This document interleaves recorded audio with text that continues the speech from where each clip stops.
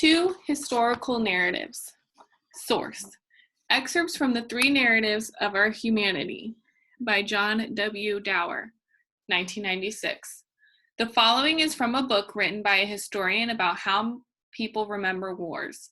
John W. Dower explains the different ways that the dropping of the atomic bomb on Hiroshima and Nagasaki is remembered. Hiroshima as victimization. Japanese still recall the war experience primarily in terms of their own victimization.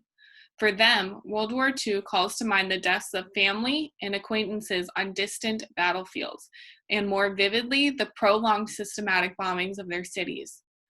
It is argued that the nuclear bombing of Hiroshima was necessary to shock the Japanese to surrender.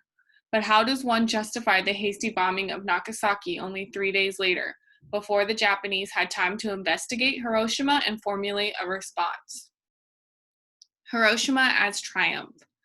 To most Americans, Hiroshima, the shattered, autonomized, irradiated city, remains largely a symbol of triumph, marking the end of the horrendous global conflict and the effective demonstration of a weapon that has prevented another world war. It is hard to imagine that the Japanese would have surrendered without the atomic bomb.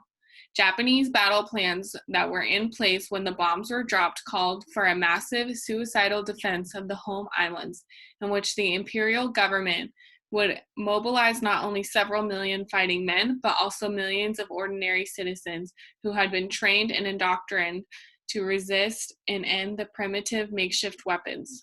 For Japanese to even discuss the capitulation surrender was seditious, which is against the law.